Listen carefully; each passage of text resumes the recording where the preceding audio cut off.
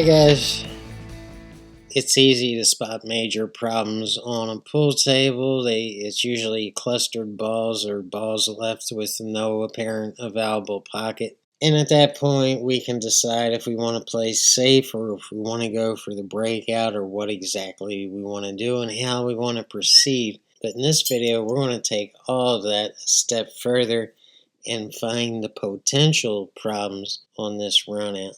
And therefore we can plan a strategy to avoid those problems altogether. If you're not aware of the potential problems, I guarantee you're going to accidentally find them. So being aware of them puts you at a major advantage over your opponent. And players naturally don't want to think about this. They just want to get down and shoot, because thinking about it leads to negative thinking if you don't have a whole lot of control over your brain. So if they see a potential problem, they're more apt to think, oh no, doom and gloom, I'm going to screw this up, this is going to be real hard, and on and on and on. And that's going to lead into them playing badly. If this is you have to stop thinking like this right now. You have to gain more control over your brain. And this is the process of pushing it all further. That organ inside your skull is very, very powerful. And I promise if you bear with me here and push your brain a little bit further, you're going to be very, very happy that you did. Now if we take a look at the 6, 7, 8, and 9 on this table, that part of this rack is gravy. And we can easily see that all the problems and potential problems are in the first 5 balls. So once we get right on this 5 ball and we get right on the 6, this rack is yours. You're the winner of this game. Any advanced player should be able to run the 6, 7, 8, and 9 without a problem. Right from the start, I see a potential problem on this first shot and the 1-ball shot, and we can see we're on the right-hand side of the 1-ball line. If we're shooting the 1-ball and the 2-ball in the same pocket, then when we shoot this one, we're going to have to put a little bit of right-hand English to reverse the natural angle off that bottom rail and get right on the 2. And getting right on the 2 is another issue within itself.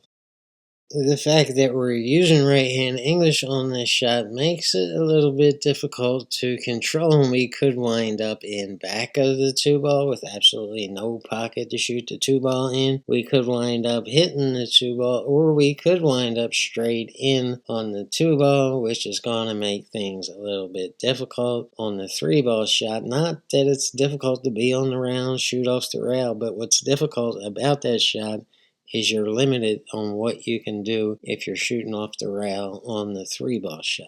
So we're not becoming aware of these things in order to become a worrywart and stress ourselves out. We're becoming aware of them so we can eliminate the stress of these things happening. Being aware of them is the smartest way to shoot pool, because now you have both your conscious mind and your subconscious mind working on avoiding these problems and keeping the rack simple. So let's move on to 3, 4, and 5, with the 5 and position on the 5 being the most vital issue here.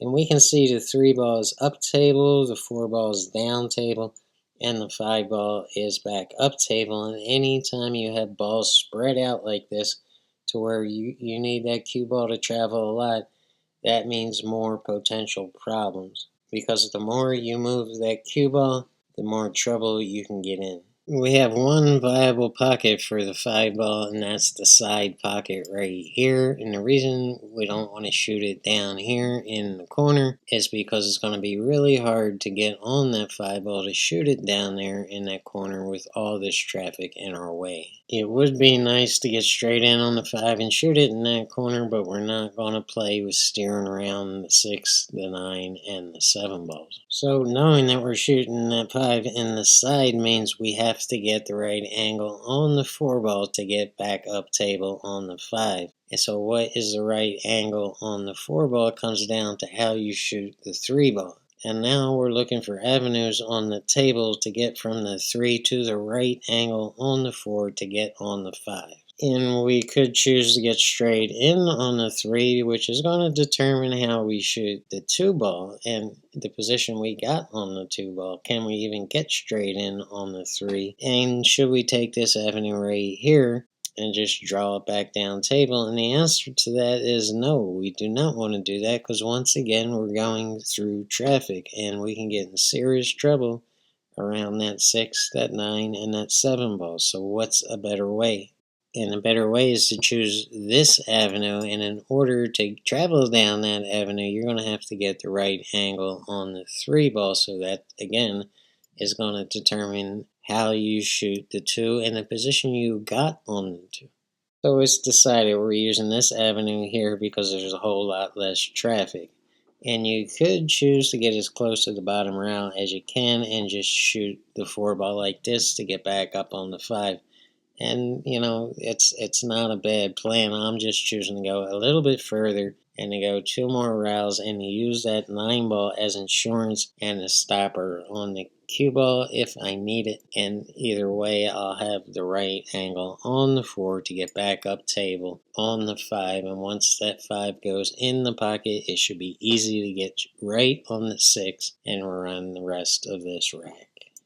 And all that was a mouthful. Deciding to take that avenue right there eliminated a million potential problems and is going to make this rack easy.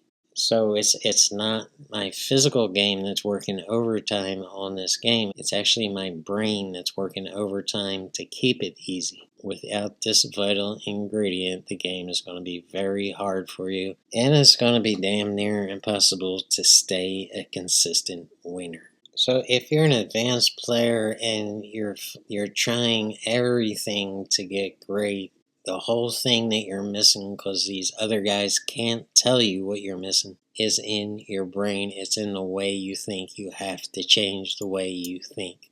And who else is telling you this on YouTube or in books or in videos or even in person? Who's telling you this? I don't know of anybody.